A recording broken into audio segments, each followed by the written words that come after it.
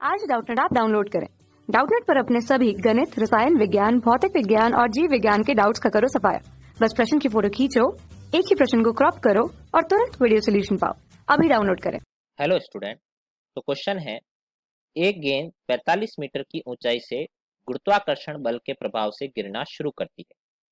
जब यह 25 मीटर की ऊंचाई तक पहुंचती है तो यह द्रव्यमान अनुपात 1:2 के दो टुकड़ों में विस्फोटित हो जाती है। विस्फोट के बाद टुकड़ों की ऊर्ध्वाधर गति में कोई परिवर्तन नहीं होता, लेकिन वे क्षैतिज वेग प्राप्त करते हैं।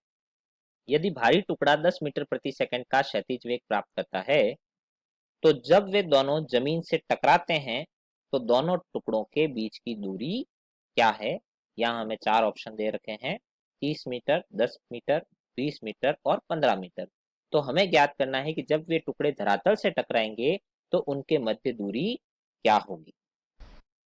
तो यहाँ हमें दिया गया है कि इस बॉल को धरातल से 45 मीटर की ऊंचाई से छोड़ा जाता है और जब यह धरातल से 25 मीटर की ऊंचाई पर होती है, धरातल से 25 मीटर की ऊंचाई पर होती है, तो यह दो भागों में विभक्त हो जाती है।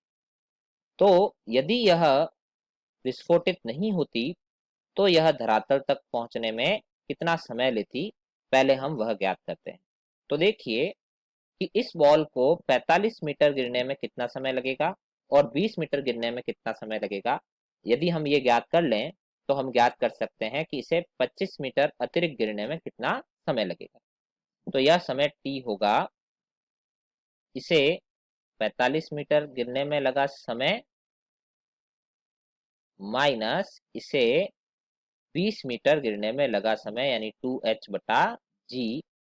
तो यहाँ पर हमारे पास इसके अतिरिक्त 25 मीटर गिरने में लगा समय आ जाएगा 90/10 माइनस 40/10, यानी यह हो जाएगा 3 - 2 1 सेकेंड। तो यह 25 मीटर दूरी तय करने में इसे 1 सेकेंड का समय लगेगा। तो यह 25 मीटर दूरी तय करने में इसे 1 सेकेंड का समय लगेगा। तो देखिए अब हमें प्रश्न में क्या कहा गया है। प्रश्न में कहा गया है कि जब यह बॉल 45 मीटर ऊंचाई से छोड़ी जाती है और जब यह धरातल से 25 मीटर की ऊंचाई पर होती है तो यह दो भागों में विभक्त हो जाती है। तो हमने मान लिया कि यह इस तरह से इन दो भागों में विभक्त हो गई और उन दो भागों के द्रव्यमानों का अनुपात हमें दे रखा है 1:2।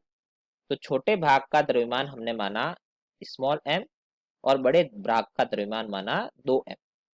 चूंकि यहाँ पर ऊर्ध्वाधर दिशा का वेग परिवर्तित नहीं हो रहा है तो जितने समय में पूरा गेंद धरातल पे पहुंचती उतने ही समय में ये टुकड़े भी धरातल पर एक साथ पहुंचेंगे। लेकिन इसका क्षैतिज वेग जो है वह परिवर्तित हुआ है। तो क्षैतिज वेग जो है अब इसको प्राप्त हुआ है बड़े टुकड़े को 10 मीटर प्रति सेकंड।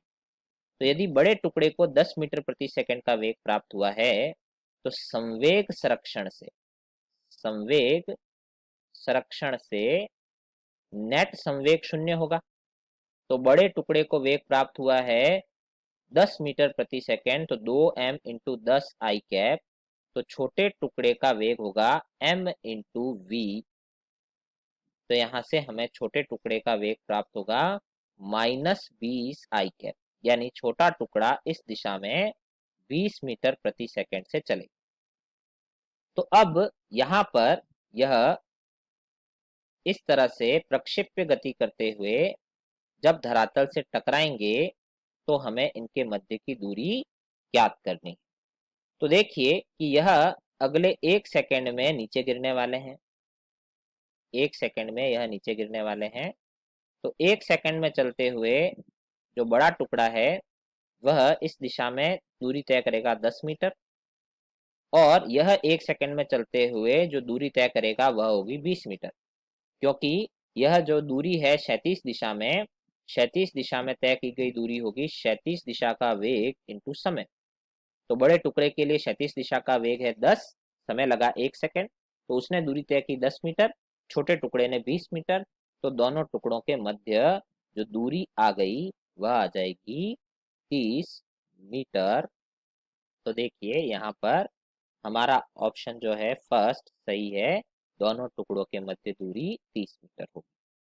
कक्षा 6वीं से 12वीं से लेकर नीट, IIT, JEE वो एडवांस के लेवल तक 1 करोड़ से ज्यादा छात्रों का भरोसा। आज ही डाउनलोड करें डाउटनेट ऐप या व्हाट्सएप करें अपने सारे डाउट्स 8400 400 400 पर।